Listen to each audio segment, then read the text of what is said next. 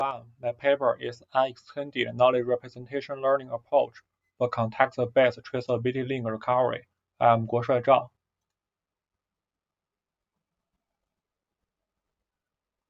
My university is Beijing University of Technology, the best university funded by Beijing municipal government. We are mainly divided into 5 parts: background, motivation, method, experiment, and conclusion and future work. The first part, background. Software artifact traceability is widely recognized as an essential factor for effectively managing the development and evolution of software systems. However, such traceability links are usually missed in practice due to the time pressure, so we need an automatic method to recover traceability link. The second part, motivation. The existing methods are based on information retrieval model, such as vector space model, latent semantic index, latent directly allocation.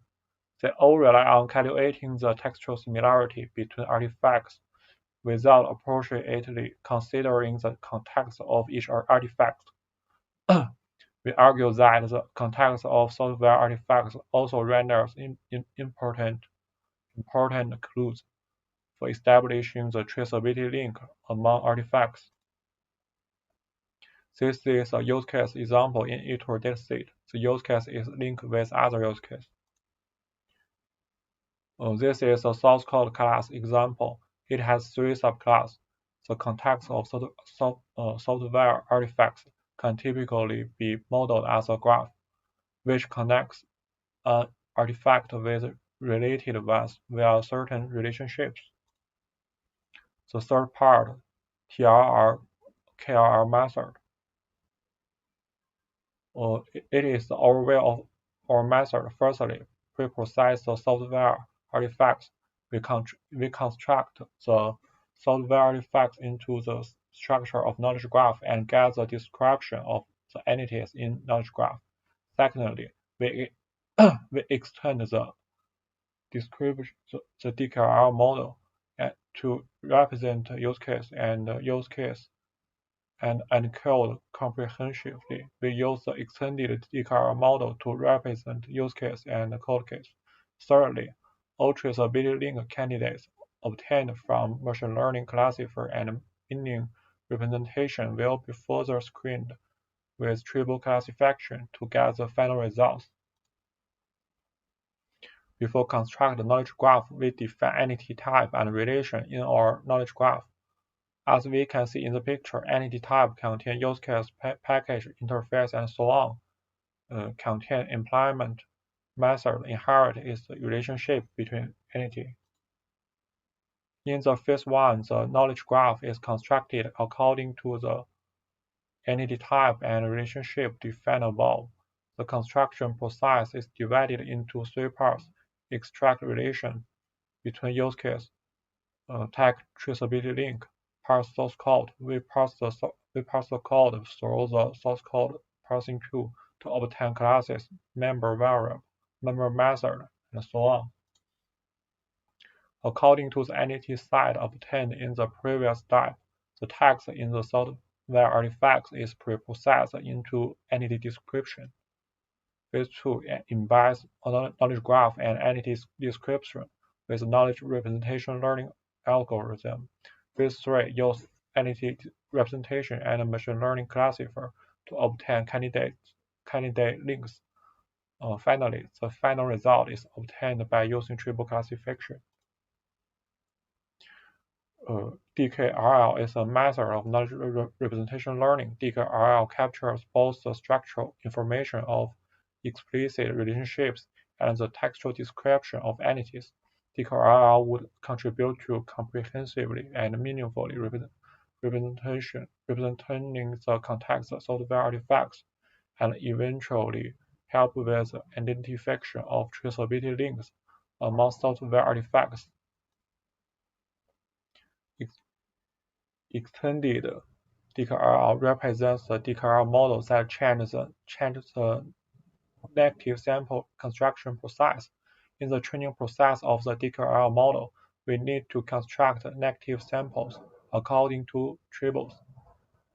Since negative samples are randomly constructed, it is possible to construct false negative samples, because the negative samples of traceability link site will be marked in the process of building the knowledge graph. In the extended DKRL training process, the tribals of negative samples with traceability links will be randomly selected in the set of negative samples with traceability link. In phase 3, first we define the traceability link vector, like this. We use the traceability link vector defined in the previous step to train, classify, and obtain candidate links. All candidate traceability links will be further screened to get the final results with triple classification. The first part, experiment. We choose E2 as the experiment dataset. We choose precision recall and F1 score as the evaluation metric. This is our question. Can our model effectively recover traceability link? We choose the following two methods for comparison: UDCSGI and machine learning plus logical reasoning. And our model, when evaluating a traceability link recovery work, it is common to compare precision at different recall levels. So this figure shows the precision recall curve of machine learning plus logical reasoning, UDCSGI, and our model. It can be seen that our model has a significant improvement in the recall rate of 0.2 and 0.5. The performance of our method is close to the machine learning plus logical reasoning approach within the recall rate of 0.5 to 0.8.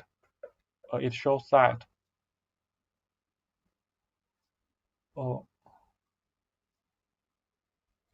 that our model can recover traceability link effectively. In addition, the improvement of the DKRL negative sample construction process is also effective because the precision recall of downstream text has improved. The fifth part, conclusion and future work. Conclusion, our approach extends DKRL model in order to embed software artifacts with regard to both of their textual description and their structural context. A series of experiments have been conducted, the results of which shows that our approach has outperformed existing traceability recovery approach. Future work further introduce domain knowledge of API document, further evaluation over more and larger datasets, explore other types of software artifacts. That's all. Thanks.